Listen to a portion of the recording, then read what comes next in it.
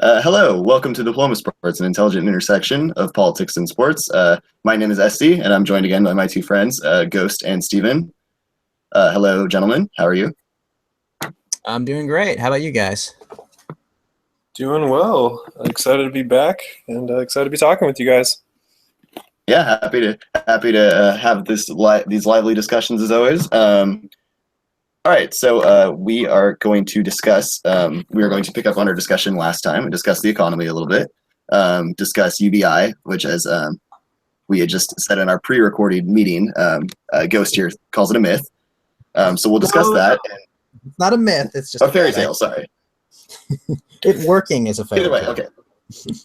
Yes, so we're going to discuss that and a few other subjects that we may have forgotten to speak on. If anybody's got any last things to say on the economy in general, and then we're going to discuss paying college athletes and a couple other issues surrounding college athletics and general and sports. And we're going to actually touch upon the sports side of our Diploma Sports name.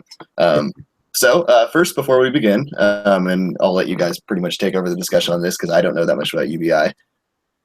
I want to tell the audience how to find us and how to watch our previous casts and everything else.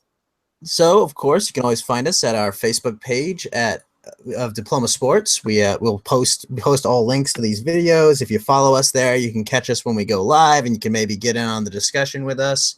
We're also, of course, on Twitter at Diploma_sports. You can also find us on Minds at Diploma_sports there as well, and Gab for those of you more out of the mainstream. You can also might have noticed we've got a brand new logo courtesy of who was that courtesy of if they would like to have that shared. Actually, I should probably check with him before I make sure that I make that public. But he might come in and come on and talk with us. But yes, one of my friends and one of Steven's friends, good friends from college, designed the logo, and we were very happy about having something that isn't just me. Something done in MS Paint, but a little bit. It took me like literally 10 minutes just because we needed something. Yeah, a little bit beyond basic graphic design here. Yeah, just a little bit. Yeah, cool. Well, we have that. That's exciting, you guys. We're really moving up in the world, guys. We almost have a logo. But yeah, Steven, why don't you start us off with universal basic income? I want to hear your take first and have some chance to respond. Right. So universal basic income, there's a lot of theories of what it is, but to sum it up, it's giving people they call it a country, but giving a certain population enough income to suffice their needs, just as a human. That's not enough, it's enough money to buy shelter and food, but not enough to have luxury items and the riches of life. A lot of people, left wing, say it's great. It's another kind of socialist type of thing. Right wing say it's going to make lazy people. My view is in concept and in theory. I like the idea that we're supplying, we're in the 21st century. We have the ability to not have people suffer. I'm not saying level the playing field, because I think inequality will rise actually tremendously. I think inequality will grow, but that doesn't mean people have to be in poverty. Like I scratch my head thinking about that. Like, why do people have to be in poverty for us to live well? I think we all can live well because humans can do that. So my take is looking like, how do we conceptually get to a place where we can provide for humans? And I think UBI has some good things about it, but in reality, there's not enough trust in the government today to do it. Simply put, I mean, I could elaborate that on a whole lot, but bottom line, there's not enough trust in the system for this to happen. And the places it does happen are small. They're all very uniformed communities, and there's incredible trust in the system. So that's my caveat when I talk about UBI, that I think it's a good step towards providing for people, because we should. But at the same time, it has its flaws. Okay. Sorry, you want to finish your thought? No. I'll just hand it over to you. Oh, okay. So on a philosophical level, the idea is to take money from the productive classes of society and give it to people so that they don't suffer. I'm assuming that's kind of the philosophical leanings of it. And I'm guessing like the economic arguments in favor of it are all demand-driven economic theory saying, well, look, if people have more money, they'll spend more money and therefore will generate more economic wealth for people and so on and so forth. I'm assuming that that's the basis where they say it'll help people. I think that's a very cynical take on taxes, but yes. Well, one more part of the basis, though, is that by providing people their own choices, there's less government services, less services that go around. So you'll get the very, very basic, but now you can slim down and have a lot more competition to provide higher grade services. From the government, are you saying? Not just from the government. But from private sectors. But I'll let you continue. But my whole thing was that it'll actually reduce the amount of government interference in a lot of areas. Okay, well, I mean, my move is, of course, just to reduce welfare to near zero, and just leave it all back to private charity. And basically, if people are shitty people, they don't get indiscriminate access to taxpayer funds, and that we don't have to take absorbent amounts of money from people to either subsidize bad decisions or even subsidize bad luck, and let the people who fall on bad luck, trust in their community and find help in their community to assist them, rather than having the government take it by force and give it to both the worst and the needy. I think that private charity is better at vetting, much better and much closer than vetting than, say, a federal government or even a state or city government, though I will say a city and state government distributing welfare would be a much better idea than the federal government from a top-down perspective. Okay, I gotta push back a little bit on a few things that you're saying, Ghost. First, while I do understand what you're saying is that we shouldn't be picking up the slack for other people or taking away from the productive class, but I think that that's just the reality of taxes, and I think this points to Stephen's first initial point about our trust in our system. We all, if we decide as a social contract to give in to society because we view that having healthcare, for example, is something that everybody should have, regardless of whether you're degenerate or useless, or everybody should have healthcare. I think it's just a benefit for society. Granted, it appears that you don't necessarily believe that.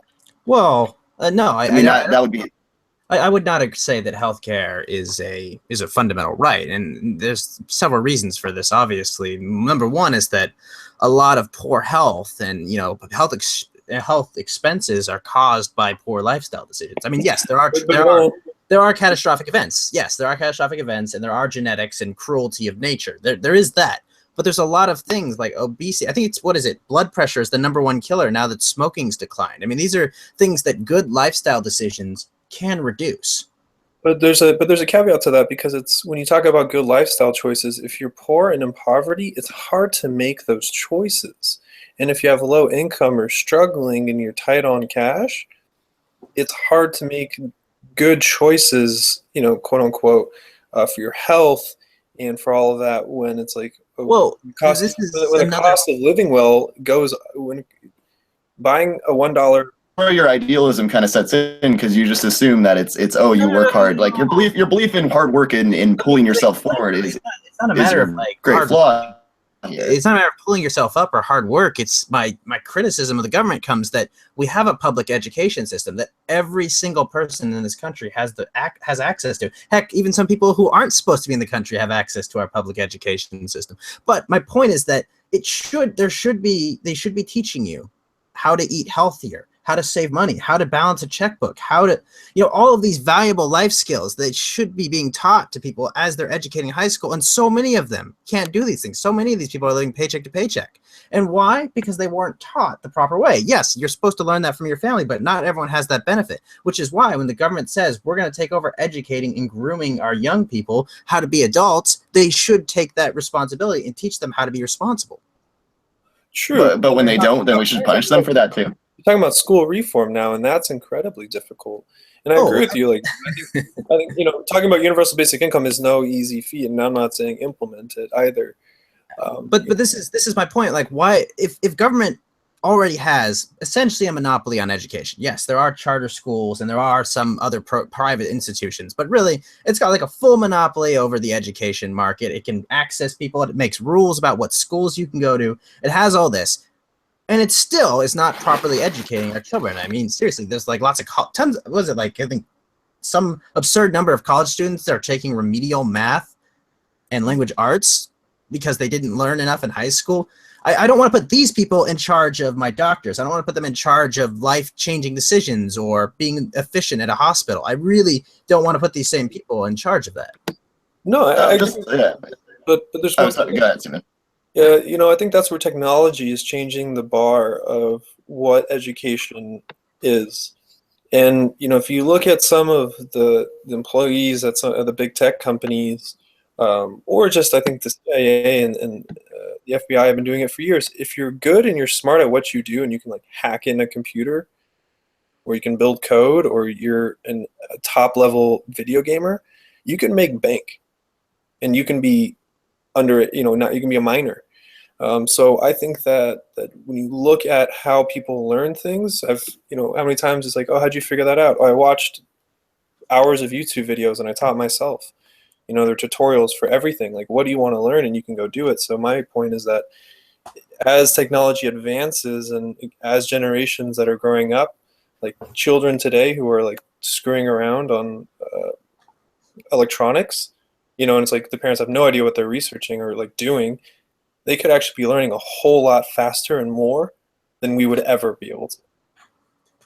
And that, You know, yeah, and then- that's all great and fantastic, but yeah, I think that being that we leave our children with these babysitters for 6 to 8 hours a day, I'd rather them directing them towards more critical thinking and valuable life skills rather than failing to get them to the minimum required level for college acceptance. I agree with you. And I think that's where technology has an opportunity. It's an access point. Oh, And yeah, no, there you technology can has find made this education. so much easier, absolutely. So you do need some guidance in that, and I agree. Like I think that our schooling system, teachers are doing a wonderful job of holding up a house that has crumbled a while ago, in my mind. The structure of how we produce children or educated. Well, I think children. the process for producing children has not changed for many. That hasn't changed. How we but I know what you mean. how we produce educated children. So I think teachers are doing a tough job right now in this world, and I think that education can help them a lot. We're gonna make things a lot tougher, but in the positive note, like again, the access to it, and why I bring this up and back to universal basic income is that if we can provide people with just a little bit of income to survive, and this access point to knowledge, with food, housing, and an iPad or a computer, laptop, you can do a whole lot. You know, and I don't think people are going to be lazy. Well, it's not even a matter of lazy or anything. I mean, it's not a matter of lazy, but I think we should get more kind of off track. We've gotten way into education in the weeds, and I agree. There's a lot that people can do just by themselves outside the traditional institutions of education and other things. But back to universal basic income, I think there are some other issues I think that would definitely arise from it. And I think we should just get back on track because I think you're definitely right. There's so much more we can do just as individuals with what technology we have. And I think we shouldn't underestimate that at all. But I think some guidance is in order. Well, and that's why I go back to like universal basic income. If you could provide people a little bit of money and with the ability to like how accessible it is to learn anything you want to do, I think, you know, if you equip everyone with enough money to stop worrying about that and saying, hey, you can go learn stuff that you want to learn. I think. Yeah, I think, and if you mind if I jump in here, I think that that this is if you have a certain amount, if you don't have to worry about bills, if you can just you know, live your life without sort of the anxiety of, you know, having to live paycheck to paycheck. What kind of creative ways can you improve society, and what can you do? I mean, with my free time, I feel like I would write a lot more and maybe try to make more of a living that way if I didn't have to worry about having to go to this 9-to-5 job to serve some employer that isn't actually benefiting my life in any way. What could I do with that extra time and that extra little bit of cushion and that safety net? And I think that ultimately is worth more of our tax dollars than, I would say, you know, bombing the Middle East. But that would be my pushback from saying, you know, that, oh, I don't want the federal government in charge. In fact, I would be okay with the system of this kind of way. Obviously, implementation is tricky, but that would be my pushback on that. Well, I think it's an important discussion though, because let's just straight up talk about what do you think you need a month to survive, regardless of your federal or your district or where you are, just in this country. If you need a universal basic income across the board, what would it be? Would it be $1,000 a month? It's different. It's different in California, and $1,000 is not enough. It is different in I mean, California and New York, and it's much different in Nebraska and Arkansas. But remember, this is a universal basic income. The fundamental philosophy is that everyone is provided the same amount, regardless of where they live. If you're looking at what it is to live in poverty, isn't that like $35,000 a year? Okay, so $35,000 a year. Let's take that, divide that by 12. Let's round it up. So you're saying $3,000 a month, right? Yeah, that seems fair. So $3,000 a month to live and be able to be comfortable and not have to worry about skipping meals or you can occasionally just relax for a day or. But let's get back to the numbers here. We've got 300 million plus probably 50 million more, but let's go with 300 because it's easier to calculate, right? Okay, yeah. 300 million. That's what 300 million times $36,000. Well, let's get out our Microsoft calculators. Well, just do 30,000. Let's just do 30,000 for the sake of the easy use of the numbers. Let's say 30,000 a year, just for the sake of it. That's really high, you guys. Like, there is the Y Combinator, Silicon Valley tech firm, startup firm. They were trying to do the universal basic income, give 100 people in Oakland money for 6 months to a year, and I think they're quoting around like 16 to 24 million, right? No, $1,000 per person. Oh wow, a month. Yeah, so they are actually scaling it, which I completely agree. It makes no sense to provide a generalized blanket. Like, why? That's like giving everyone an equal vote across the country. Like, we don't do that in our democracy. Why would we do that with our incomes? Yeah, fair enough. Yeah, you would have to do it that way. That would be the only way that makes sense. Yeah. Why would that be universal? Why would that be the one and only generalized thing in this country? Like, what else is as blanket as that besides like the drinking age or something? Well, then what should it be, like the percentage of based on the state of what like the average per capita is or something, or like what the average minimum wage, something like that, some economic term I don't understand. I mean, I don't know if the Federal Reserve would be responsible for setting the rate and maybe congressional approval or something. Leaders could actually do that. Yeah. I think that the Fed would be, because they calculate what consumer price index is. So why wouldn't they calculate how much each, what the living wage is in each state? Well, I mean, yeah they could, but here's the thing. It's still, let's just say, for example, we just set it at 36,000 because that's the poverty level, right? That's $108 billion every single year. Yeah, it's like a spend. Okay, now spend in Afghanistan. Let me run through some of the financial implications, just kind of in an abstract sense, right? So, let's look up. So the U.S. GDP. What do you think it is? I think it's something like 10 trillion or something. Hello. Probably off on that. No, 16.77 trillion is the U.S. GDP. Now and that's just all general economic output of the country, and it's not like we don't realize 16.77 trillion of like U.S. dollars of economic wealth, or however you want to calculate that, right? So we've got that much, and we're taking 1/1600th of our GDP, essentially. Now, it doesn't sound like much, but you have to understand, how would we pay for this? We're either going to do a massive tax, which is going to cause a contraction in U.S. productivity, because we're going to have to take a lot of economic value creation out of the economy, or we just straight up print the money, and therefore the money will be worth less as we just do some sort of QE that kind of mitigates the inflation, but it's really, it's accounting reasons why the inflation isn't actually calculated higher than it is. Your food prices and your crop prices are still rising. Your meat prices are still going up. Why could you just take taxes from elsewhere? The numbers that you mentioned aren't more than our budget. We would be able to allocate certain funds. Why don't we just stop farm subsidies? Obviously, a lot of our foreign interventions. Well, there's plenty of money to be saved in other ways. I would love all those things, just to do those in a vacuum. But if we value that as a society, if we value giving our society a group, everybody is able to not be in complete and utter poverty, But citizen, here's you deserve that. here's We can another thing though prioritize about here's another thing about that universal basic income. You have to understand it's going to cause wages to rise precipitously. Is what my prediction is. Well, yeah, I mean, there would be a lot more competition. You would also have. I mean, basically, people are going to be like, "Look, I'm making better than a minimum wage salary just being given that money." So no one, that is way, way above the rate people will take to do a job. Yeah, but then won't these companies automate like they're supposed to anyways? I think technology has to come a little bit further for this to be successful. You're right, because technology should be doing all minimum wage jobs for the most part. Like, I'm not sure if I can think of like one job that shouldn't be automated. Yeah, that's fair. There's nothing high skilled there. And like, That is what happens to all definitely these people? What do you do to all these people? And it's like, yeah, you can create all these social programs to help them out, but that doesn't help right wing or left wings because it's just more bureaucracy and wasted money.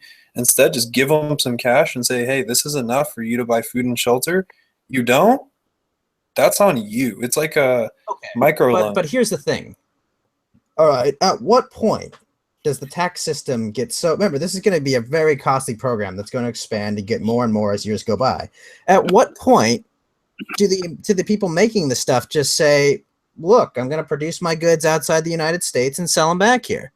At what point they should be like, "No, it's not worth to produce here," so they're not going to pay into the tax system, and since no one's working, they're also not going to be paying into the tax system, and eventually you're just going to be printing the money and giving it away, and you're going to just your debt crisis is going to be even worse. I mean, I don't think so, because you could also, if you tax. I'm just saying, if everything's automated, why automate it here? Why not just only sell it from abroad back to the U.S.? Why produce anything here? Well, like food, you would have to produce here. You can't just But this mail is my us point. food. If the tax rates are lower, they'll produce it here and pay into the system. If they get too high, they're going to leave and take all that value out of the economy. Well, why would the tax rates wouldn't be higher? But they would have to raise the tax rates to pay for this. Well, that's assuming you can't take it from other places. I mean, what do you think the government's revenue is every year? It's more than they would need to pay for this. It was 1.1 trillion in 2015. And you wouldn't have to. And if you had a lot of these other things, the other government assistance programs wouldn't need to exist. You wouldn't need to have welfare if everybody was just getting universal basic income, right? Wait. You said 1.2 trillion? 1.1 trillion. Yeah, that's okay. So you'd be paying 10% of the entire. Is that before cost or after cost? I'm not sure. Because if that's so basically you're saying you're taking 1/10 of your revenue. It's highly hypothetical, anyways. So. Well, yeah, but keep in mind that you were already going to pay out a part of that revenue, anyways. If you assume people are on using government assistance, anyways, wouldn't. To my original question, doesn't that take away government assistance if everybody's just getting this anyways? You're that optimistic that you assume that they would pass UBI and then get rid of all the other welfare programs. You really think they would do that? Well, why wouldn't they? Why wouldn't that make sense? But why would they? I don't understand why they would. I don't understand why they would do it. Like, why give something up? I mean, people aren't going to be like, I'm getting $36,000. That's not how people think. People think, oh man, I'm losing these other. Well, no, I'm saying you decline them. You decline them in the system. Huh? You reform it within government. You say no. We're giving you. You tell the people we're reforming it with government. They're not eligible anymore. You don't get food stamps anymore. You remember when you've heard like the famous business case they always used to understand why discounting works, right? Like when Macy's just said, no, we're just Macy's or someone. They just, instead of discounting all their clothes, they just said, no, we're just going to do everyday low prices. And they lost a ton of money because everyone's like, no, I don't want to buy these cheap clothes. They wanted to buy expensive clothes that were marked down. Because the perception was completely all about like, oh, look at all this money I'm saving. That was a huge part of it. People don't think, oh, I'm getting all this money. They're going to be like, oh, look what I'm losing. People are much more focused on what they lose rather than what they gain. Well, I think you're very cynical. This is but why I fair think enough. government has much more incentive to keep the current programs in place. This is why welfare programs are so hard to get rid of. Or even I was just saying hypothetically, like to make this work, then you would transition all of that. Even you could even say, obviously, you'd still keep Social Security, but and I would say hopefully have it. You pay for UBI. You think Social Security is insolvent now? Imagine it with UBI as well. Like that's completely insolvent. Dude, I just you're quoting UBI to actually be way, way higher than what it is. I think it should only be a third. Like realistically, like again, the whole point of UBI is that so you don't go hungry. It's not so. And think about it. If you bumped up people minimum wage and you give them an extra $1,000 a month, not like $900 a month, and then you provide them with some resources or something to like learn how to eat or give them the ability to, I think that would take a lot away of people working two jobs who aren't doing it for the fun of it, right? If you gave me that money and I had extra cash, I could go travel. I would be a much happier person. So my health benefits, my health would be reduced. You know, I wouldn't be leaning on the doctors as much. Like, so it's incredibly hard to calculate the economic costs and value of, you know, giving someone, like, you know, it hasn't been measured well to say, hey, if I give you this money, what does human freedom, how do you capture, what are the metrics to capture human freedom? Okay, well, You know? that is a great point. But here's another way to look at it. What if we just cut tax rates and everyone has more money already? Would you agree that would be the resulting No. effect? That people who have more of their own not money everyone, have more freedom to do what they will with it. because I mean, this is your argument. Your argument is that they have more available money, so they have more freedom to make different life decisions. What if you stop taking more money from people? But cutting taxes doesn't solve that in the same way. Not everyone's an But it earner. does. People have more money. But not everyone's. Yeah, but not everybody. And you know this. Not everyone right now is actively able to get a job, or keep a job, or has a job. So there's a whole system of things in place to ensure they can't get jobs, like high minimum wage or employment laws or the Affordable Care Act. Even I understand how it works. I work in staffing at the moment. I understand. Yeah, but a lot of that is blatantly just your opinion and making a lot of reaches. I mean, you can't just say that as if that's blatantly fact. You know how expensive it is. It's very expensive. It's I agree 40 with cents you. every hour per employee that has to be paid into a fund. It makes it so no one can have more than 50 employees if they're a small business. It's horrible for small business, great for big business. No, I completely agree with you. I think that there's a lot of inhibitors that are holding down growth, economic growth, and you're totally right. I think, if you how to fund this, take away a lot of social programs, and take away a lot of things that. I think that's my original point. I think we could lose a lot of social programs if everybody didn't. People wouldn't be going to. I guess I'll say this. I think that your assumption about people using welfare in general is that people are mooching off the system, or they're lazy in some sort, or they're using this because it's easier. Is that not correct, Ghost? Is that not your general assumption of people that use welfare? No, that's not the general population that uses welfare. I have problems with.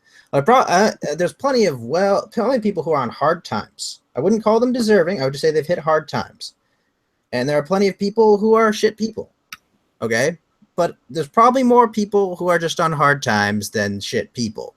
But the problem with the welfare system is it cannot and will not differentiate between those people. There is no metric of deserving or non-deserving designed in the system because it's so top down. It's when it's employed by the federal government, it cannot decide, like, look, this guy just smokes weed all day and doesn't want to get a job versus some guy with like too many kids who made a poor decision of having too many kids and then didn't have a good stable income to pay for them. There's differences in those situations. Okay, but generally speaking, do you think that there are still some people in the system that are using it negatively, and ultimately you prefer that they weren't, correct? Ultimately, I prefer a system that was much more responsive to the types of people using it and a better evaluator of it, rather than taking money from people forcefully and giving it to people with indiscriminately. But it's not. I gotta push it. You're not taking money from people forcefully. It's called taxes. We all vote on that. That's the whole. It's a social contract. No. The social contract is not a consensual agreement. Let me we vote for. It's how our government. It's our way of life. It's not a consensual agreement. Unless you were there in 1776, it is not a consensual agreement for you. Oh, okay, what if you did this? You can cut almost every social program. My whole thing is what if you gave people the federal minimum wage for full year work, which is 725 for 2,080 hours. That turns out to be $15,000.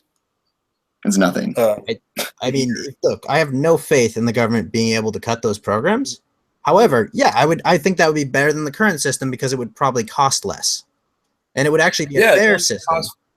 It's only going to cost $4.8 million, $4.8 billion, which really isn't that much. Yeah, but I have no confidence that they would do that. It's like whenever they raise the minimum wage in like these big cities, it's always like, no, I need to cut back my hours so I can get these programs. That you hear stories about that all the time. All these people this is the first thing they talk about when they're talking about, oh, I got this new wage. Yeah, but I had to cut back my hours so I can get my benefits. You hear people on the ground talking about it because just by getting paid more, they're actually getting less economic value. I mean, that's minimum wage. We've already discussed minimum wage. I'm not going to get too far into it, but this is my point: is that it's just, yeah, if you could get the will of government to go and cut all those programs to replace them with something more fair than the current welfare system, which would be an equal distribution to each person based off of, the forceful taking of money from people, then yeah, I think that'd be a much superior situation than our current situation. That's fair. I can agree with that. Yeah, I mean, you could help with the cost of the Iraq war per day. You can give, or is that the? At least it was in I know. Oh, certainly. Sorry. It's Well, I mean, you're not going to get me here defending the Iraq war or any of our foreign conflicts. No, I'm not. But I just want to put the cost of spending and saying like, okay, if the government is willing, how much is the government willing to spend, right? And going to war is the major expense, and that's just like the highlight. So I'm just putting it in numbers, saying like, you can help 200 million people pay their full yearly, UBI, which is just essentially paying federal minimum wage for a full year's worth of work. And then people can still work on top of that because you still probably will need to, but it's enough supplemental income to get by. If you lost your job, you can now pay rent for a month or two, or, depending on where you live. So all of those things, like, UBI isn't supposed to give. It's not a lot of money. It's the idea of giving someone a micro loan, and why that's so successful, and why people don't steal the micro loans. No, this I all understand, but you have to understand there's much more in play if you pump a bunch of money randomly into the economy, because you're basically just going to drive up demand insanely. Well. You basically, everyone has more available cash, right? And everyone knows everyone has more available cash, right? Right. And there's probably going to be some QE to make this happen. But even if you didn't, I mean, prices are just going to rise because, there's a higher price that can be charged for a lot of things. But do you think that would be enough to where it would completely supplement it? Because I feel like even if they raise prices, by a fair amount, where it's almost absurd now, it would still, with that extra income, I still feel like that's that would the be thing. beneficial. I don't have a complex economic model that wouldn't calculate it right anyway. Well, I think we're getting too caught up in the minutia. I think what Steven's arguing is more of the principle of the thing, which I think we're all kind of more on the same page of. If you had a base income, what could you do to benefit society? And granted, you would still need to work and still need to, but it'd be much different. You're not as stressed. You're not as horribly unfit.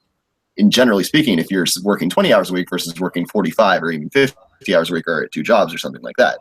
I think that's the general principle. Obviously, implementing it in the United States is that. Well, I mean, we have but it's more about the philosophical defense of it, really, I would say. Well, I mean, philosophically, I'm against taxation because it's theft. It's wrong. But that's a whole other issue. that's a whole other mess of issues. Oh man. Well, yeah, we're never going to win on that one. I mean. That's a whole other mess of issues. All right. So, do you guys have closing remarks? Anything else you want to add? I think we've touched this topic pretty extensively. I'll go first because I'll let Stephen put the last words on this. So essentially, I think the problem with UBI is, just law of unintended consequences. There's so many things in motion, and yes, they're thinking about it in small scale countries with populations in the tens of millions, and we have 300 million people of different backgrounds and different perspectives and whole different things, and we don't know what it's going to have effects on as far as supply, demand, and pricing, and how the economy is going to react to it, and how businesses are going to react to it, how individuals are going to react to it, how everything in general is going to work to it. And I think, like many government programs, it will be poorly managed. It will have a bad rollout. I don't believe there's a political will to replace social programs with UBI. I'd imagine if there was ever a concerted effort, they would want to put that on top of socialized healthcare and a bunch of other programs that would also be insanely costly. And I think it eventually leads up to where you have much more money being taken out of the system than ever being put in, and that will cause problems down the line that could be civilization shattering. So, Stephen, what are your thoughts? I agree with you. I think that we're not in a state, the governmental state, to implement something of that sort. You don't know. It has to start off in a small level. You can't 300+ million people money at once and just expect things to work. So there is a huge shift. I like the conversation to say that I think technology has to advance further for reality to actually come a hold in conversation. But I like where the conversation's going, talking about how do we make people, how do we provide the basic necessity? And I would like to strongly point out that I don't agree with how much money you want to give them. I think that's too much. I think that 10,000, very, very minimal amounts just to keep someone out of poverty is just the basic survival. And I think that when we get to a point that we can start doing this, whether or not it's universal basic income or actually like common sense social programs that actually work, we'll have something special. But technology has to get there first, and the conversation just needs to continue about how do we provide for people in a basic manner. And it's quite intriguing to think about what happens to society when we allow people to be free and truly enact their freedoms. So that's really my thing. It's an exciting thing to talk about and keep an eye on, but I'm wholeheartedly with Ghost that in reality it's not even close. It's possible, if you shuffle the cards around, but it's that probability is quite low.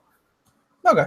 I think those are all fair points. Sorry, I did want to just add one thing on the technology aspect of, the uncertainty of the future, and how I don't like this whole perspective of, we're all not going to be doing manual labor in the future. We're all like, I've talked with a family member of mine, and he's kind of a futurist. He works with robotics. He works with all this AI, and like he kind of takes the stance that, oh, we need UBI because no one's going to be working, and then we're not going to be able to, you have to provide for the lower classes so that they're content and there's no Marxist revolution. I mean, he doesn't say those words exactly, but that's kind of his thing. What are we going to do for them when they can't work anymore? And my pushback against that is always, well, I don't know. I don't know what we're going to, as I say, a lot of times when looking forward, it's like, I don't know what jobs we're going to be doing in the future. Maybe we will all be put out of work by machines, but who knows? Maybe we'll find a new way to all work. And then that's like how our economy is completely run.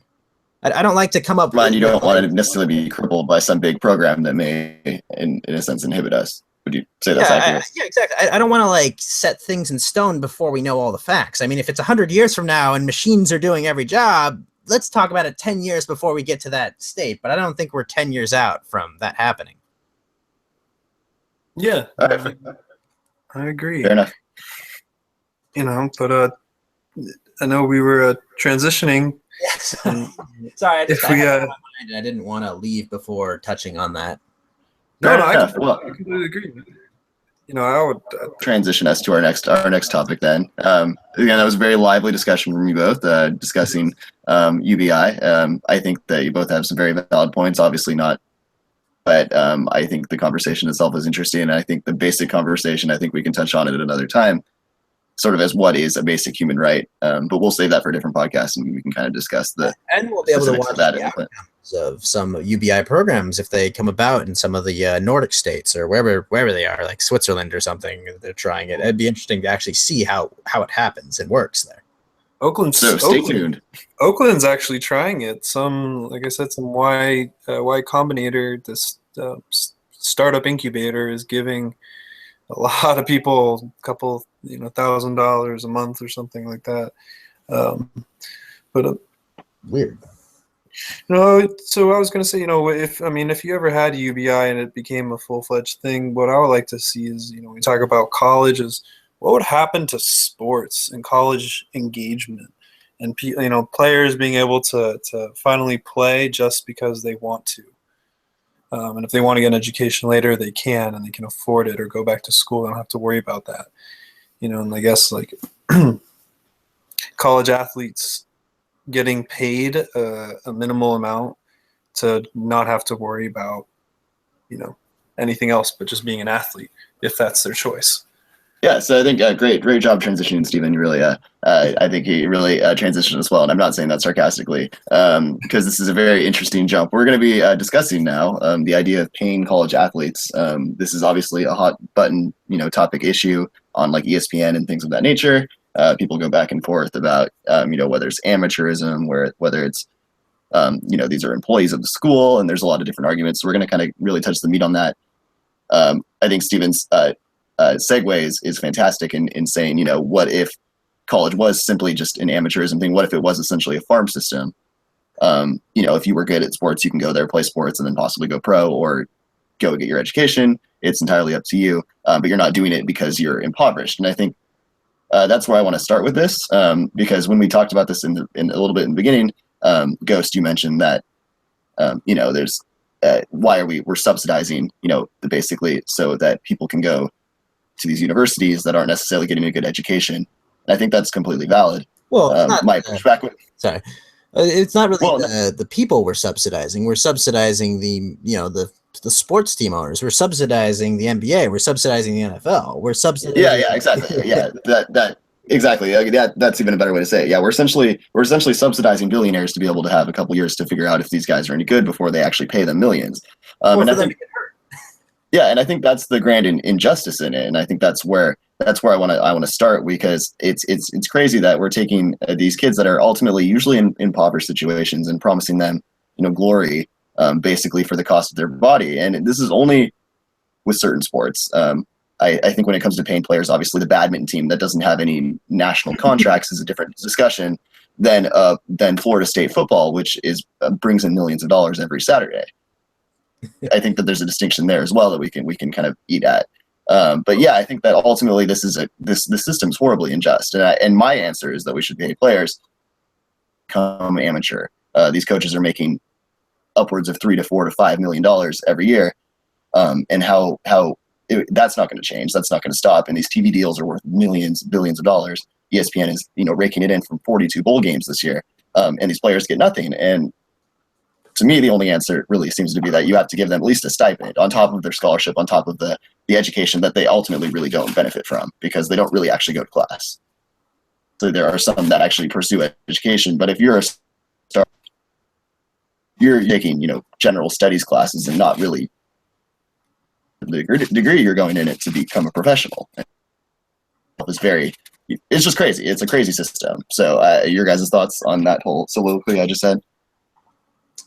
Yeah, no, I mean, I pretty much agree on, the idea that we are, obviously I brought up the point, we're subsidizing billionaires, but I don't know if, like, paying players, like, I'm not against I'm not against, giving them cash for what they do. I mean, for me, it's like, I don't understand. I don't think this amateur thing is so holy. Or at least they should be able to sell their own merchandise, right? They should be able to sell their own jerseys without being sanctioned by the school. Absolutely, you should be able to sell your autographs and do that. I think that's just absurd. Like, oh no, you're an amateur. I'm like, what? So you magically, when you step out of your school, you just become you're a private citizen again. You're no longer like a public member of this amateur organization.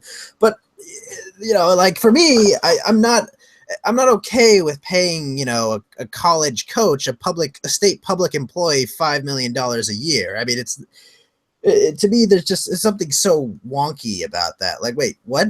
You're a government employee, and my tax dollars are paying for you to coach? Like, I understand a lot of these schools have great alumni networks. So they get a ton of money from those alumni networks and from ticket sales.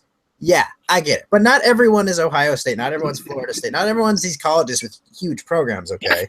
But not everyone's paying $5 million a coach, but they're still putting a lot of money into their football program. And I'm sure some of it comes from the state. There are maybe that's a really, like, when you talk about camp college finance, like, it is incredibly interesting how the money pots go around. Working at a university for a while, like, how we justify spending stuff and where you get the money to spend stuff is, but there's interesting stuff, like when we talk about Ohio State. Did you know that the money revenue generated from the revenue pays for the 10 libraries at Ohio State? Damn, they have 10 libraries? That's crazy. I mean, don't get me wrong. Like, when I heard freaking 10 libraries, I was like, really? Okay, sure. But then They're hearing Ohio State, so. And who knows what they have in their libraries. You can call a library, maybe it's like a high-tech center or something. So I don't know, but my whole point is that it can provide revenue for stuff. So you can be paying people a high rate, but that's also staying competitive in the market. I mean, so, like, how do you just convince everyone to drop down the rate of paying coaches? Well, because that's ultimately the thing. They said that if you took $1 million off of Nick Saban's contract, you could give all of the players. I think it was either even 120,000, but I think it was not sure on the specific number. No, football team. There's 55 guys. Kind of a stipend. If Saban got paid $3 or $4 million instead of 5 or 6, you could do that. Ultimately, I think the whole argument against paying the players is based on greed, and the NCAA just being a complete shit show of an organization. I'm not going to fight you on that. I don't think anybody is. I think that you can, instead of paying players per se, I like to see, what is the revenue breakdown of, how profitable are these companies? Because I know that the whole industry makes money, but if it's going back to universities, how are the universities spending it, and are they being greedy? No, and that's fair. I mean, you look at there's games, there's games where a low time program like a South Carolina State, for example, the champion Clemson, and they lost to them 59-0 so much they reduced the quarter. In the fourth quarter, they only played a 12-minute quarter, and Clemson was okay with this because obviously they were covering the spread. Everybody in Vegas was happy, and they were up by 59. But the whole point is that South Carolina State made enough money to pay for their football program for the next 3 years. Because just from one game playing against Clemson, one big TV contract where all of them got to be on TV getting slaughtered by Clemson, they made a ridiculous amount of money. You look at that at the beginning of the college football season, Alabama always plays about 4 teams that are just garbage and have no chance of beating them. And they do it. It gets to play a team that they get to warm up with, but the other teams get so much money from it. And it's just crazy how these big schools pretty much set the agenda for all the other colleges and right. So I think it's like the ruling body in a lot of ways, but it's to how much you want the NCAA to step in and saying, hey, we're going to take X amount of dollars above what we do to create, player programs like the NFL should, like concussion protocols and investing into health. Yeah, And the problem there is, sorry, Steven, you're kind of cutting out, so I don't know when you're finishing or not. Oh no, I was just going to say, like,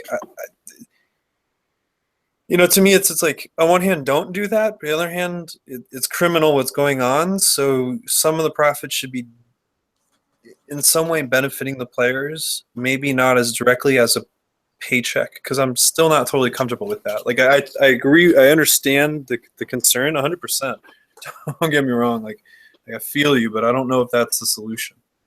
But then again, what about granted, yes, we know a lot of them are taking like bullshit degrees, right? We know that. But at the end of the day, they are still getting a scholarship. I'm not saying that this amateur status nonsense that they're pushing is right or anything, but I don't think that scholarship, some players aren't pro material, and some of them they go there 4 years, they get a really good degree, and they make the best of that situation. And there are some who are going straight 1 year out of college or taking a spot from someone else who might have been able to better use that spot, might have been able to do more with that scholarship money. Now, granted, that scholarship money is specifically laid out by NCAA rules to go to an athlete, granted.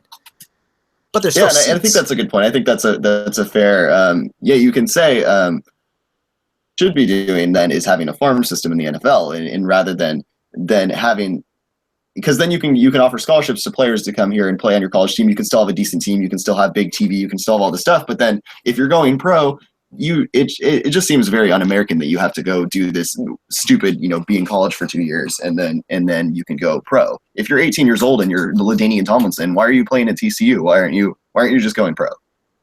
Well, that's why the sense. leagues, I think, did this intentionally. They made it so you can't just come out of college. Why? Because they don't want the owners did not want to pay for busts. The owners wanted to reduce their busts. I think, and the NCAA wants to keep their good players too for at least a year or two. And for health reasons, like you're not fully think about it, like if you go pro in any other sport, you're not going to get banged up. But if you're 18, 19 years old, you're willing to sacrifice a lot more of your body, and in such a physical game, it's not. I think there would be a lot more consequences if there were, 18, 19, 20-year-olds running around, tempers flaring and all. Dude, I think you have to be a little bit older. It's a violent and aggressive game, as well as fast-paced and intelligent. Like, it might only be for 5 minutes. You might only play for 5 minutes, but in those 5 minutes,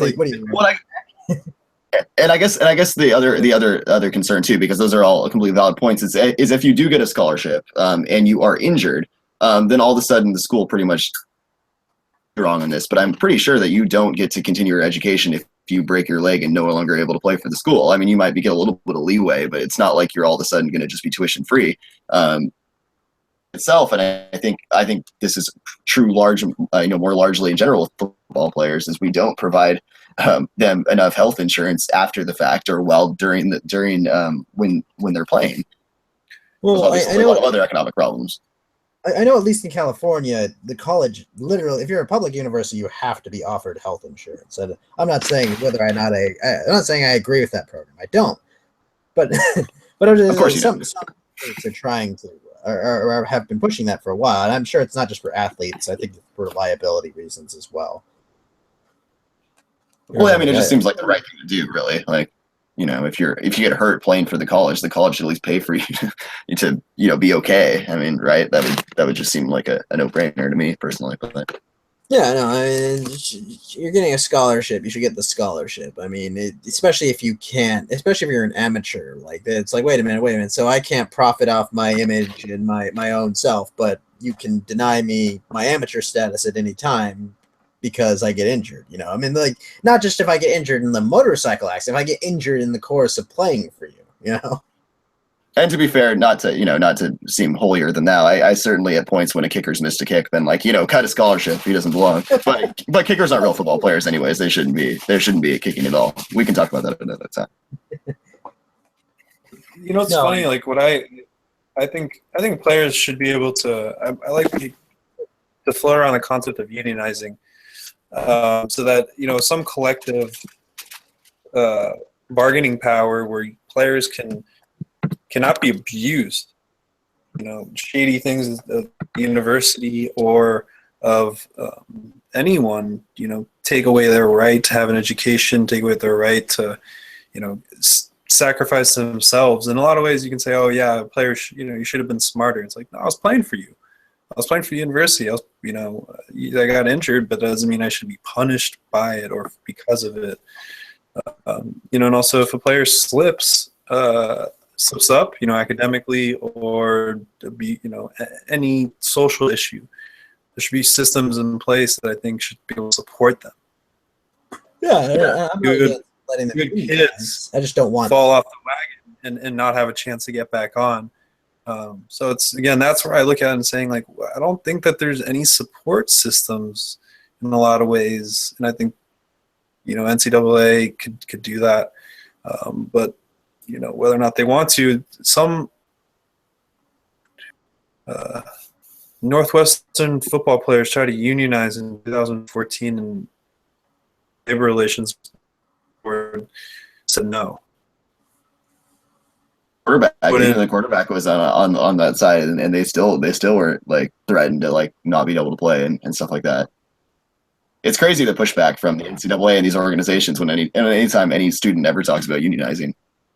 Well, the NCAA is a organization that's designed to make money. I mean, I'm not against players unionizing. I really just want to keep the government out of legislating for it. I mean, if enough players decide that it's if maybe they want to protect themselves from injury, if enough of them, work together, unite, I mean, then I think that unionization will be the only choice. If a whole, if 50% of an entire class of college talent just decides, screw this, we want to unionize, we want to be able to be protected from our injuries, then I think that the unionization will happen. But the problem is most of these kids, they're kids. They think they're invincible. They're not worried about career-ending injuries. And I think that brings up an interesting point, because if the only real way that say for example, if Clemson had decided that they're not going to play the second half of the national championship because they're not getting paid enough, to be honest, I feel like that's be the only real way to reform the system. Is it will literally have to take players sitting out and refusing to play. Yeah, and then obviously they would get cut, and there'd be drastic consequences.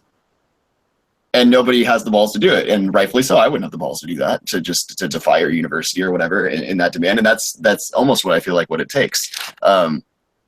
And I think that this points out to the broader point: is it do we think that college athletes are employees of the school?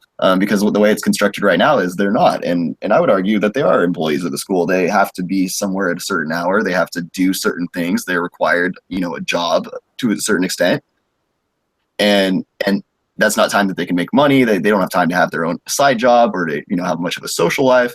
I mean, it's a job. They're an employee, and I think we should treat them as such.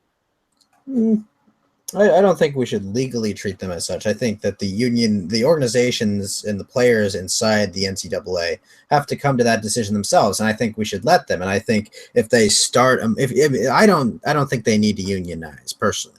But I think if enough players decide they want to unionize, what they should do is they should, get in contact with, their communities, with like the Alabama community or the Clemson community, talk to them and like, hey, look, we're players. We want to protect the most vulnerable players. And we think that the best way to go about this is unionizing, or we want to protect the people who have hardships fall upon them because we think that's the right thing to do. They should try to start a movement rather than, I think, legislate it. My big concern is that college football fans are the worst. And I think Clemson fans would be like, oh, get your ass on the field. Stop. I like sports fans are the worst. Like we all know this. So I mean, yeah, we are. I mean, what if the Dolphins were like, hey, we're not going to do any of this? Obviously it's different in the pros, but you get my point. Like, yeah, no, I don't know if oh, go ahead. That unions are the best answer, but the idea of when I say union, I say being able to come together and share grievances, concerns, and things that are working. And if that's just coming to consensus on what is about what college football is, and just writing that out and being open and honest about what are the demands of players and athletes. Again, not to like give away trade secrets and like, oh, we do this or like this is how many days we train, but I don't know, set some standard of like ethics and code, and have players a place to voice. And if something something happens, I guess it's like you have a place to go. You have a voice that'll be heard and that can actually do something. Again, I don't know if it's like to me like getting health. To me, it's the health concerns. It's the opportunity to succeed as a student.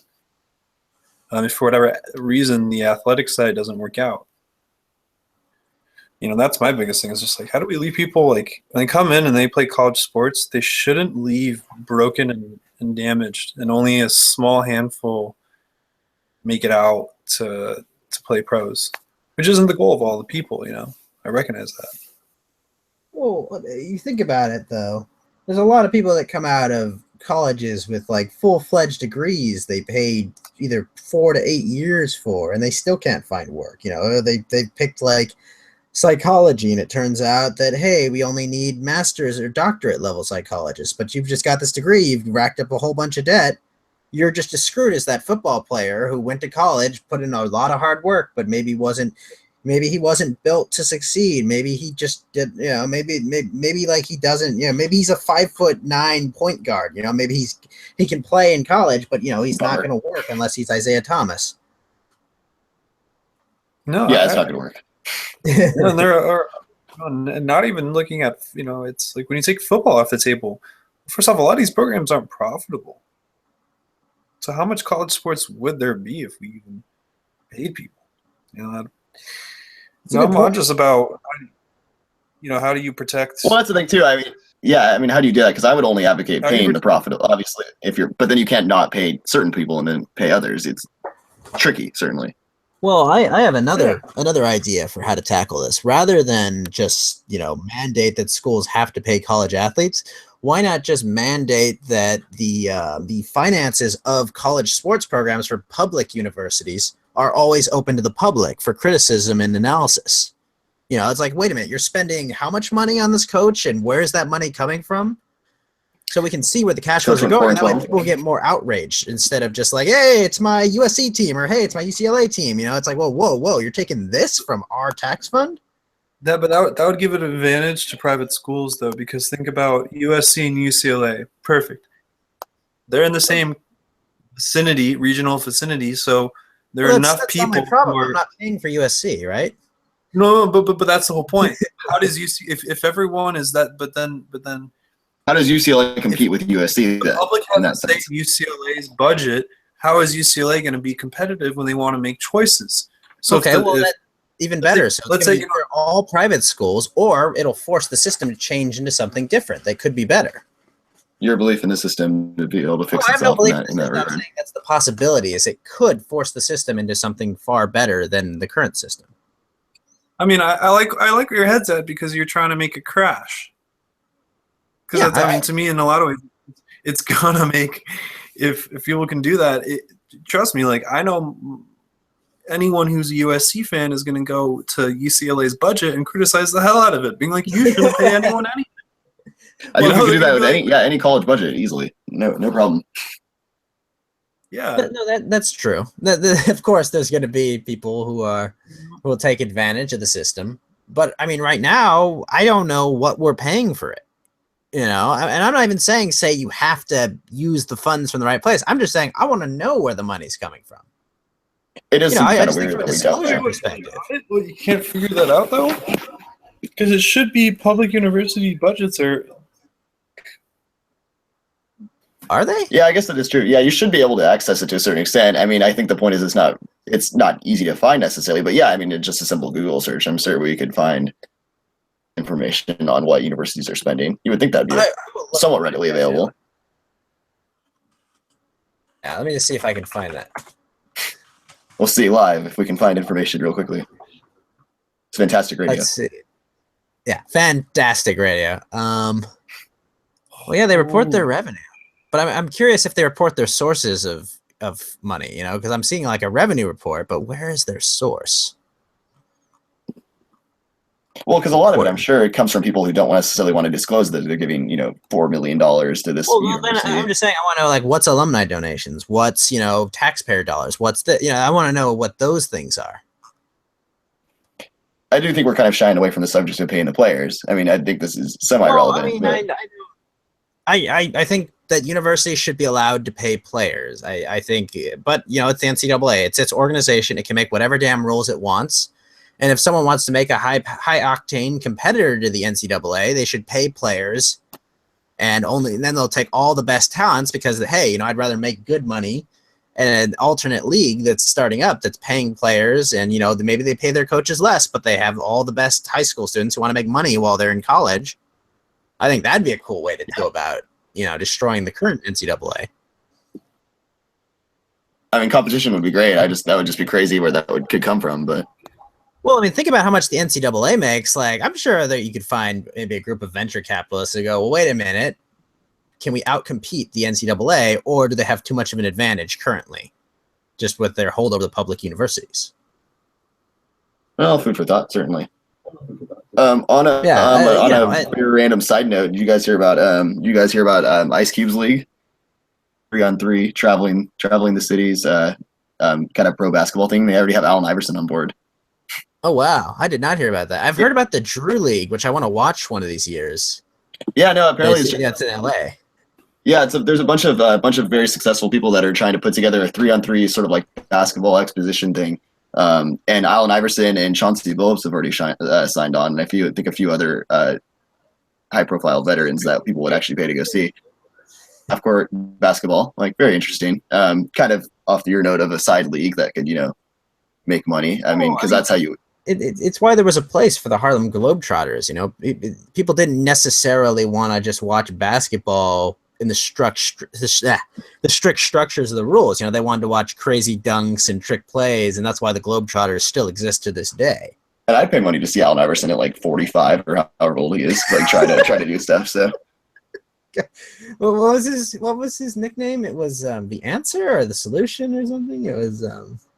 I should know this. I loved Allen Iverson. I should know this. I remember he had shoes, and they were called like whatever his was. It was something like that. Paul Pierce is the truth, right? So it's not the truth. Yeah, Paul Pierce is the truth. Oh, he was the answer. Okay, Allen Iverson is the answer. If only there was another player called the question, and like he'd throw an alley-oop, and so it'd be the question and the answer. And then he needs to play in his 3-on-3 league. Yeah. But that's cool. Yeah. I like when like entrepreneurs or even just former pro athletes do these alternative programs, or use their amazing amount of money and influence to try exciting, cool things. Well, that's the thing. I would love all these very successful football fans to. Yeah, I'd prefer these. I would think that what Steven's idea about having some sort of competition, or your idea, maybe I'm to start. One of you guys came up with the idea of the sort of the competition of a different league. It'd be great if all these ex-players who complain about all this stuff, used their influence and their reach to try to, at least even if you just created a side league just to compete. I mean, that would you never know what could happen. That would definitely kind of throw a grenade in the system. Yeah, like if you got like let's just some retired players that have a whole bunch of money and just like what, the NCAA is messed up. These kids aren't treated right. We're gonna treat them right, and we're gonna put a better product on the field. And we're going to recruit all around the world, and do and stuff like that. Like they could easily do it, because they would bring like their capital and they'd be like, look, we're putting our money and our talents in this. Venture capitalists or investors, what, you want in on this? Like I'm sure they could get people for that with how much the NCAA. Oh, and the NFL would be okay with it too. The NFL could just say, hey, look, if these players are good in 2 years, they can go to the NFL too, and you can they can be drafted like international players or whatever. Well, exactly. You need to convince more people to start playing football and see how. Let's convince Sweden and you to do it, and then they'll create an epic system we can just copy. Oh yeah, sure, sounds good. Yeah, we'll just let the socialists handle it. That seems. It sounds like a terrible. But idea. nobody will invent a sport as brutal as football, or at least play a sport as brutal as football outside of America. We only like the violence like that. Pretty brutal. But it's a different kind of brutal. Okay, but Sweden. It's like hockey. Hockey's brutal, but it's a different kind of brutal. Sweden amazingly found a way to become the rape capital of Europe in like I think a decade or something. It was just like they managed to like go from like really low to really high over the course of like 10 years. Like they're pretty expert at manufacturing that. I don't know if I want them in charge of football. Just had to get that in there, didn't you? Well, I mean, it's the facts, unfortunately. I don't like that it's true, but we have to accept that they're not the best at everything. Out of all the rosy facts you want to pick about Sweden, you pick the one. Well, I'm sure you have that highlighted on your bulletin board somewhere. I guess it's problems with their taxes and their amount being put in and their amount being taken out that will hurt them in the long term after the afterglow of the capitalist reforms of the 70s and 80s stop taking hold. It's like there's a lot of long-term problems brewing, and social cohesion starting to break down over time that, that's going to take effect. But Trump's going to save it all, right? Well, unfortunately, Trump can only save us. He's not that powerful. You think world leader, chancellor of the world is his next step? At like 78 years old for some reason? He's gonna build the Trump space elevator. He's gonna become the attorney. That's not the attorney general. He's gonna lead the UN, where Ban Ki-moon is. Well, I don't think that's. Yeah, that seems right. I don't think it's a huge deal to leave the UN. I mean, after he gets. NATO is the bigger power. NATO is the important controlling factor on, despots, or not Putin. But yeah, you know, Trump gets impeached in a year, and then all of a sudden he's out of the UN. That would be funny. You really think you really think he would do something to get himself impeached? I think he's going to do something stupid, like offer some Turkish ambassador a free hotel or something, and it's going to be something clerical and stupid. So Republicans can be like, "Oh, why are you doing this?" But still enough to get him impeached, something like that. I don't. I think the question maybe, do you think he's going to intentionally do something to get himself impeached? He probably may do something unintentionally to get himself impeached, like tweet national securities. Exactly. Or, you know, like Joe Biden and tell people about the nuclear codes, or Bill Clinton and lose the nuclear codes. Actually, lose the nuclear codes, or steal. Or he might White House, or. Oh, sorry, what? Okay, there's plenty of things that Democrat presidents have done bad as well. Into presidential politics when we post inauguration. I just, I'm still so giddy and excited. Yeah, we'll talk about that next week. It's like, geez. Yeah. Last week of democracy. Oh, yeah, I'm enjoying my last 3 days in America. I hope you guys are too. No, not the last. Hey, man, I was promised all the liberals would move to Canada. What the heck, man? Their immigration policy is worse than ours. Huh? You know, I got there, but there was a wall. The Canadians just shoveled all the snow. Well, the hard thing to learn is that Canada actually does have an immigration policy. Yeah, and it's actually quite. Yeah, that's a fair point. It's actually based on economics. I know, it's crazy talk, right? Oh yeah, but their policy makes sense. You come in and saying, "Are you going to help our country boost its economy?" Yes, welcome. No, Yeah. Why? If you don't have family here and you're not going to help get a job to do good, I'm like, why are you here? It's crazy that Visitors- Canada is more hawkish on immigration than us. Yeah, but On nothing else though. I think they have a better understanding of like what the parameters are of it's like, why are you coming? Like to do what? And they ask you, to me, it's like it's almost straight up. You know, you getting a job or you seeing family. Here it's like, oh, I have a distant cousin. They're like, oh, come on in. I think Canada has a lot more control over its people. I think it has a much more left-willing population than the U.S., and therefore they don't need to tip the scales as much. They can kind of appease their general population and keep low-skilled labor out of the country reasonably without having to tip the deck for them. I mean, you've seen their prime minister, right? Mr. You mean Fidel Castro's son? He makes me laugh so much. No, I think it's the best conspiracy of 2016. Oh, that he's Castro's kid? Oh yeah, definitely. I love it. That was my favorite. I know it's probably not true, but like it's so plausible when you look at the pictures side by side. It's just like, please let this be true. Let him be spawn of Castro. Given the highest office of power in Canada. That's like an international thriller movie or something. Oh, this has quickly evolved into a lot of fun. But back on the topic of paying kids in college to play sports. Yeah. So, you guys want to I feel like I've hammered out this topic enough, or at least ranted enough about how I feel about it. You guys have any concluding remarks you want to make about this particular topic? Yeah, I'll be quick. I think it's the NCAA's organization. They have the right to run the organization any way they see fit, obviously. But on the other hand, I think this amateur notion is pretty stupid. It's just ridiculous. Like, I know you can throw 50 touchdowns in college, but sorry, you can't profit off your name because you're an amateur. No, you're going to go to the NFL and you're going to be able to sell autographs, okay? Yes, someone should be able to buy you a pizza without you getting kicked out of your program, okay? It's stupid, all right? But, it's your organization. I just think that people need to yell at the NCAA more rather than legislate. All right, that's my thoughts on the issue. All right, Steven, any last thoughts? I would agree with Ghost. I mean, if anyone's going to criticize anything, it's the NCAA, and we're the ones who are paying with our pocket. We're economically approving it, which is the only approval that they care about. about sports. So if we wanted to change it, society could, but we won't and we don't.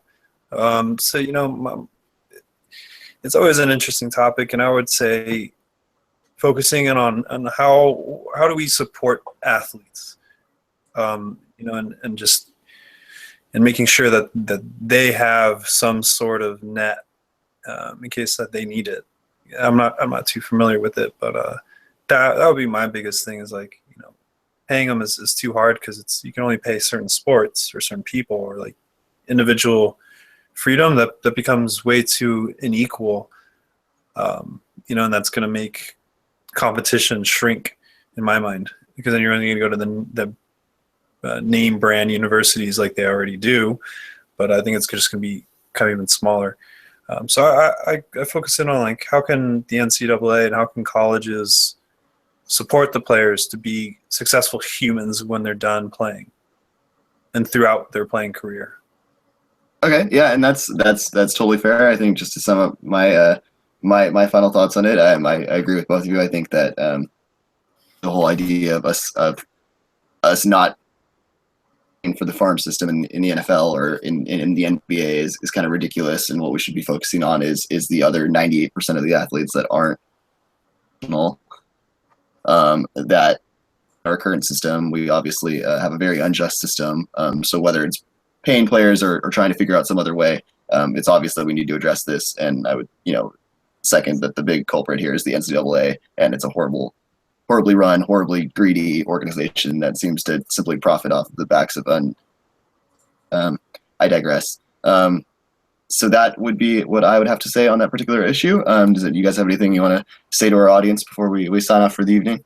Kind of a aside about this whole thing, we have to also remember that there's Title IX involved, which I think means that like you have to offer basically like you have a men's football program, you have to offer a women's football program, and like if you pay, I think that the way Title IX works, you'd probably please correct me on this. I'm not sure. I know there's some.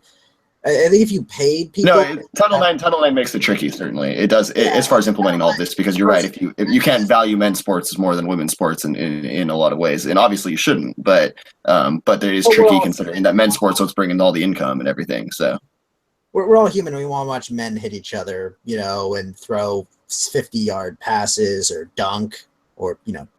Yeah, there's and that's a whole other topic for another time as far as the quality and all the difference between men and women's sports. I mean, there's there's points to be made on that as well. But I understand that also goes into all of this as well. It does, certainly. Yeah, it does complicate things as well. Yeah. Any final thoughts, Stephen? Any thoughts, Stephen? Yeah, no, I mean, I've left my concluding thoughts on it all. I look forward to our next discussions, and for the listeners, thanks. Yeah, no, it's been great for all of us, and for all of you, one person who joined us, thank you for listening, and please correct us where we were wrong. Leave us some comments below, and Nick, why don't you sign us off? All right. So yeah, thank you again, everybody. Emphasize this again with from Ghost. Thank you again for listening. Please give us your thoughts and your comments. We welcome all sort of criticism and constructive comments. We want what we're trying to build here is a realm where we can all have intellectual discussions and really kind of try to come up with ideas for the future, because we have a lot of complex problems in the world. So let's work to solve them, whether it's something as simple as paying college athletes or something like UBI. These are discussions that need to be had. Again, don't get offended. Research and argue your points. You don't have anything to say if you run away from an argument. That is what I stand by. That's what I hope we promote here. Thank you again for listening. This has been Diploma Sports, an intelligent intersection of politics and sports. My name is SC. We have Ghost and our good friend Steven, the one and only non-anonymous person on here. Thank you guys again for joining us, and have a good night. Yeah, everyone have a good night.